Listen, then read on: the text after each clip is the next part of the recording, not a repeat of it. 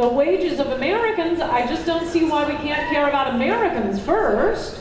We have our own poor people, and they're the ones who are living next door to the peasant cultures, engaging in things like child rape. I mean, it's not George Soros or Warren Buffett's children who are going to have to worry about being raped by a peasant culture that's been brought in here. It's all being dumped on the middle class, the lower class in America, and that includes immigrants who went to a lot of trouble to escape the peasant cultures they were living in because they wanted to live in America. And if we don't cut off bringing in millions and millions of these very backwards cultures, we're not going to have America anymore. Not the America that people struggled to come to. For some reason they came here, they didn't go to Honduras, they didn't go to Bangladesh, they didn't go to Indonesia, they wanted to live in America. I wanted to live in America. Can't we please save America? Okay.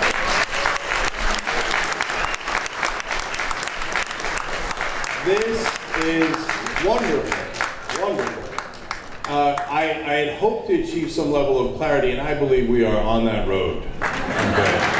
So, every time Ann Coulter attends a CPAC conference, every time she's invited on by a Republican politician, and then you wonder why Latinos and Mexicans might not vote for Republicans or conservatives, as she repeats over and over again, about a dozen times so far, you people come from a peasant culture. You know, when you're peasant maids and all the things. I didn't say that. You didn't say peasant culture? Is that right?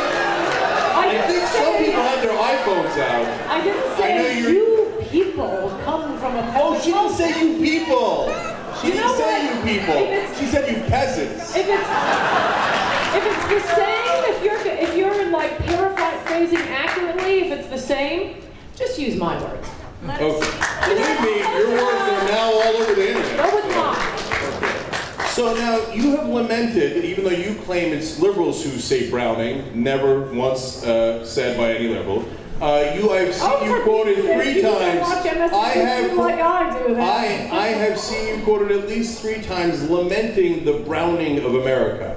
How would you like to unbrown us? Would you kick some brown folks in the country out? Would you want to just celebrate whiteness more? What would you like to do as you lament the brownness of the country? Immigration is a policy we don't have to have. Any government policy ought to be used to serve the people already living here, all the people already living here. That is not the way our immigration policy is being used. It is being used, and I really don't understand whatever side of the spectrum you're on. Unless you are a billionaire who really needs a lot of cheap labor, immigration is a net loss to you. This is what is driving income inequality in this country. This is what is. No, it's not the bankers. No, it's not the tax cuts for the rich that she pushes. It's not the tax cuts, and it's not all the billions of trillions of dollars given to the bankers. That's not pushing income inequality. It's the most powerless people in the country that have somehow captured the power and are driving income inequality by being so poor. They are powerless, which is why these bankers and the powerful are bringing in immigrants to compete for their housekeeper's job, not for their job. How about we bring in immigrants? Yeah, it's the maids that are so powerful in this country and creating income inequality. That's exactly what I'm saying. They have no. I know, that is exactly what you're saying. And it's amazing to me that you don't see how preposterous it sounds. Like, oh, the maids, what they've done to this country. Cleaning here and there. You need me here for this? Because I think you're just going to mischaracterize everything I say and I'll be halfway through it. Look, it is the poorest who are I'd like to do this again down to 3 to 4 people clapping. I'm getting it down to 3 or 4 words out. It is the poorest people who are having immigrants come in to compete for their jobs. They are not competing for the bankers' jobs. They are making sure that the bankers have very cheap nannies, maids, pool boys, drivers. Meanwhile, all jobs are being outsourced so that the rich can become even richer. But we have our own poor people, we have our own middle class people. They're the ones, I think, an immigration policy should be geared to helping. And you're not helping people by pretending the laws of supply and demand don't work when it comes to bringing in workers who are going to compete only with our poorest Americans. Actually, it's moving up into our middle class Americans with the H-1B visas and all of the computer programmers who their jobs are being taken too. No, it's the very rich who are benefiting from this dump of cheap labor on the country that also happens to be changing the culture. And their maids aren't living in their neighborhoods. Okay. No, they're coming in from the suburbs. They're not seeing what's happening, how the country is changing, and how people are suffering. I say we have an immigration moratorium until our unemployment rate is 0. When it's 0, then we can bring in more workers to compete with America. In other words, fight amongst yourselves while Ann and the Republicans push for more tax cuts for the same people creating income inequality. I think I'm perfectly capable of speaking for myself, and instead of eventually letting me answer, and then saying, in other words, you people suck is what she said. I think they heard what I said. I know, I love it. I couldn't possibly do more damage to you than you. You can't be too effective because you then have to mischaracterize it in other words. Do you want tax cuts for the rich? The in other words portion. No, speak for yourself. Do you want tax cuts for the You rich? asked the question and I will Do explain you the want in tax other cuts words for the to rich? you. Do you want tax cuts for the rich? Do you want further tax cuts? No, I love Trump's tax plan. And where's Hillary? Where's Chuck Schumer? She's been sitting on the finance committee. They represent New York. Trump is showing how both political parties are controlled by the plutocrats, and that no one has come forward all this time to say George Soros and Warren Buffett should pay as much as the middle class do. Now, Trump's tax plan has And it does enormous... take Donald Trump to say All right, look, again, Politicon working. Trump's tax plan has enormous problems and is giant giveaways for the rich, but she is right that on hedge funds, private equity guys, if you'd like to raise their taxes, we're going to get a deal. I would love to do Why that. hasn't the Republican or especially Democratic Party, which is really beholden to the left on this, they're the ones who get the Wall Street money. Obama got more than anybody else. In 2008, not 2012. Will ever touch this until now. Okay, so look, I'll tell you why. It's legalized bribery. It's money in politics. And no one pays. And the Democrats are definitely guilty. You're not going to get me to defend a Democrat on that.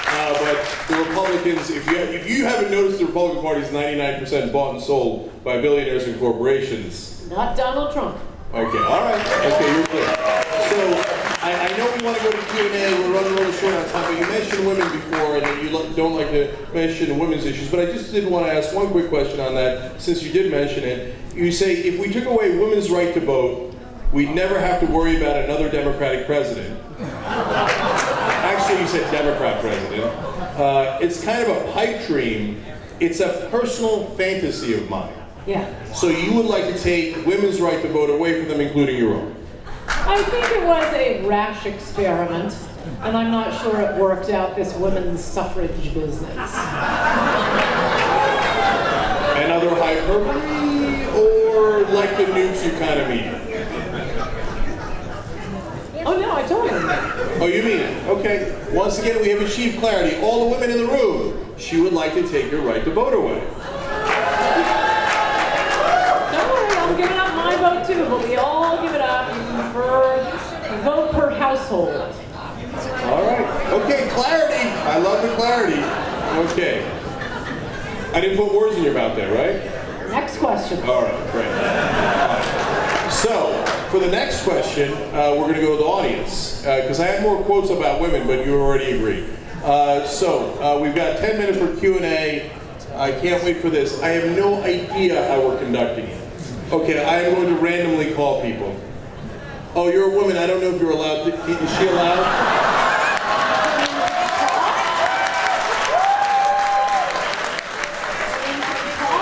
Oh my God, you're all so brown.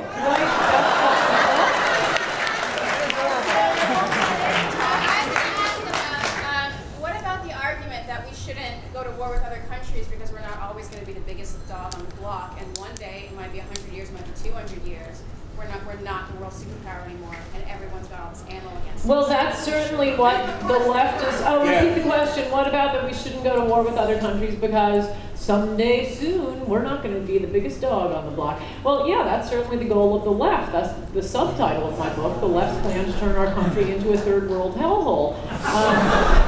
There are a certain number of Americans who hate America and think it should be humbled and destroyed, and we won't be the superpower. And that will be a dark time. I mean, leaving aside the specifics of particular wars here and there, because at the moment I agree with you. Like I say, I'm a pacifist who believes in the liberal use of daisy cutters and nukes. I mean, it's not just going to be sad for the people who live here. It's going to be sad for the entire world because America has been an amazing force for good in the world. One of the things that annoys me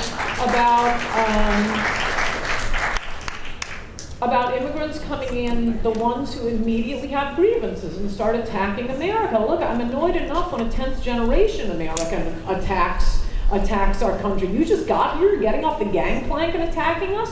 But that happens quite a bit, and it is immigrants piggybacking on the black experience in America. Immigrants, you're not black. The reason Americans are sensitive to race is because of slavery, because of Jim Crow. Yes, this country does owe something to black Americans. I'm not sure Democrats did it the right way. We don't owe anything to the rest of the world. Most of what we've done is rush around and save you from earthquakes and tsunamis and warlords, Nazis. We've been such a force for good in the world. I wouldn't expect, don't expect Mexico to come save you when you have your next tsunami. Don't expect, China to go in and stop the next Hitler. It's going to be 1,000 years of darkness if this country stops being this country and we just become a second Mexico, which is where we're headed right now. All right, there's so much to say, but I just going to give you one more Ann Coulter quote here, and then we'll take another question. In 1960, whites were 90% of the country. The Census Bureau recently estimated that whites already account for less than 2/3 of the population and will be a minority by 2050. Other estimates put that day much sooner. One may assume the new majority will not be such compassionate overlords as the white majority has been. Yes, I can illustrate. Said the woman who just said, oh yeah, we might owe blacks a couple of things, but the whites have been such sensitive overlords of minorities in this country. You did the in other words again. I said nothing of the sort. I am saying black Americans. People who are descended from slaves and from people who are discriminated. I know, but in that quote, I know that sounds better in the original German. Jim Crow. Oh, that's so original. Oh, I've never heard that before. Descendants of people who were enslaved, who were victims of Jim Crow, incidentally enforced by the Democrats. Instead of wasting that time repeating your point, I was asking about that quote, well, if you're going to where do you one in said other that words, whites were such benevolent overlords. Got the question. But your in other words here is wasting a lot of time. No, it wasn't in other words. You said something about black people. I was talking about how the country is changing from immigrants we are bringing in who are piggybacking on the black experience. Will the new immigrant, overlords, be as compassionate as the white overlords are? I think it was illustrated when you read that quote. When you got to, whites will be a minority, I heard the audience cheer. Can you imagine an audience of white people cheering? Oh, it's going to be all white. No, you cannot. Those are your new audience. overlords. Any CPAC speech you give, they would love that line. Yes, I can imagine that audience. Okay. All right, I want to take somebody on her side. Like the three people over here. No. I don't want anybody on my side. All right, there's somebody standing. All right, yes. Oh, no, the woman's standing back there, yeah.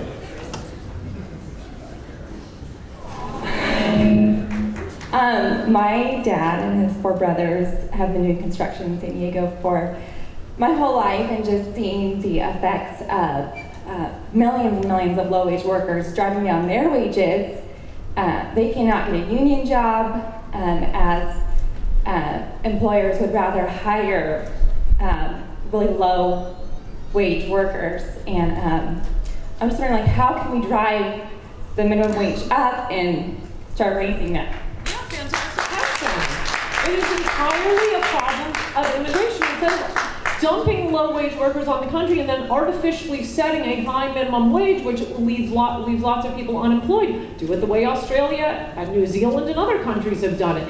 They look around the country, figure out, oh, we have a shortage of, surgeons over here, of journalists. Well, there's never a shortage of journalists, but in theory. Over here, we'll bring in people who fill these particular slots. And the minimum wage in Australia and New Zealand is about $15 an hour. I mean, I haven't checked this recently, but roughly in the last year. Naturally, it's the law of supply and demand. Stop dumping low-wage workers on the country, and wages naturally rise because you have to compete with dollars to get those workers. I'd also add here, this is a problem where you do need a national solution. You can't just have like one construction guy or one farmer guy saying, well, the farmers, they're just lazy screw-offs. Buy a machine. They're machines that can pick strawberries. Very different. You can pick tomatoes. They can do all this work, but they're very expensive machines. No one farmer is going to do this out of the goodness of his heart. No one employer is going to do it out of the goodness of his heart. Take the cheap labor away, and they'll pay more. Okay, real quick clarification, because she asked about the minimum wage. Just real quick. So are you in favor of raising the minimum wage? Naturally, I'm in favor of it being naturally raised. So not by law? The iron law of supply and demand. So not by law? Not by law? What's in Australia? Not by law. So just be clear to the person who asked the question. The answer is no, not by law. Every answer is an important word. Right. No, but you just said it. I just want to be clear. I think it was perfectly clear. It was unclear your fake version of my answer. Last question. Hi, Anne. I'm from one of those peasant cultures to which you so eloquently referred to. Although my great-grandparents had PhDs, so thank you for, putting me in that category as well as most of the people in this room. Thank you very much. My question to you is, when you say just drop nukes and daisy cutters and all this bullshit on people who live, people who are on this planet, human beings, what makes you different? What differentiates you from ISIS and Daesh and Wahhabism and all this bullshit?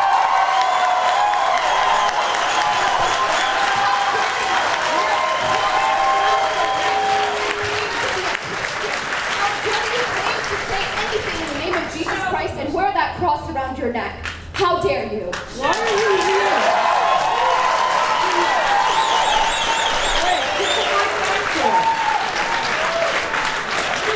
Why are you in this country if your culture is so hot? My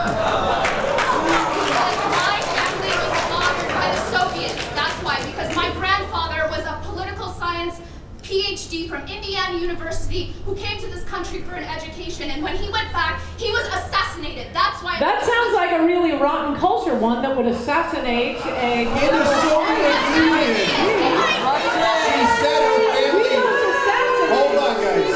Hold on. We must assassinate our political science PhD. So I would say right there we got a better culture. She said her family was assassinated in the Soviet Union. I think we all agree we have a better culture. Okay? I think, well, good. Let's all agree that the Soviet Union is a peasant culture then. I'm not We're getting on that? The Soviets invaded Afghanistan. Get history correctly, okay? They invaded Afghanistan. They destroyed. Okay, so why are you living in Afghanistan if it's such a great peasant culture? Because there's another culture there still fucking killing people, that's why. That's not a good culture. And you didn't answer her I don't know if you picked. So it's a nice effort at deflection, but don't. Daesh and ISIL.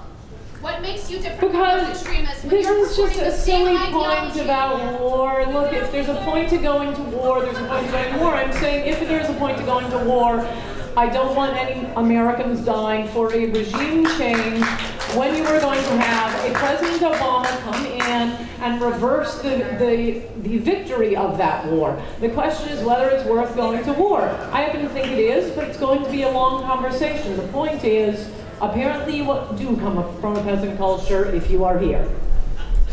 That doesn't make any sense at all. I think you call me brown. I came from Turkey. So why aren't you there? Because I love this country. You come to this country. I love this country. That doesn't mean I hate my former country. That means I love this country. You know why? Because it isn't a Christian nation. It isn't a nation just for white people. Because I believe in the First Amendment. I believe in what America stands for. Unlike you.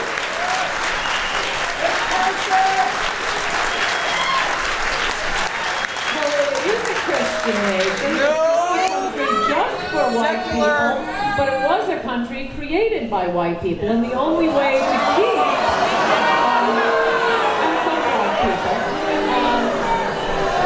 the only way we're going to prevent any portions of the globe from not entirely becoming a place where a political science PhD will be assassinated and women are at risk for female genital mutilation and honor killings, is if we stop those cultures from coming here.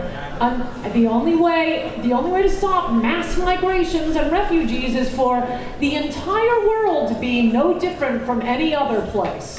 And we'll all be living in Afghanistan, and who's going to suffer the most? The poor, the weak, women, children, plants, animals, and any victims of earthquakes, tsunamis, or Nazis. Without America out there, you just have a whole globe of Afghanistan. There's no point in moving from one country to another because they're all the same.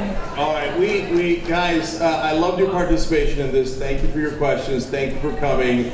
And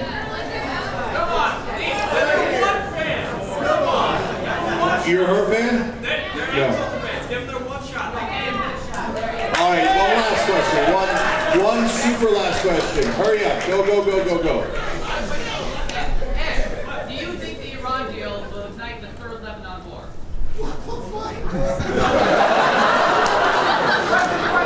The answer is, who cares? They're all brown. Sorry, that wasn't in other words. Go ahead. What's the question? Do you honestly think that it's going to start a war with the money that we're supposedly... Do I think what is going to start? The Iran deal. The Iran deal? I think the Iran deal, I'm with Trump, and he's a great negotiator. It's a bad deal. Why should we be helping Iran build this? All right, so let me leave you with this. Only Iran had something that was plentiful, that could be used for energy. They need nukes. I wanna thank Ann Coulter for coming here and for answering the question. And I wanna leave by giving her the last word because she asked why I came to America. I came to America because I love America. I love our Constitution. And Ann Coulter has said, frankly, I'm not a big fan of the First Amendment.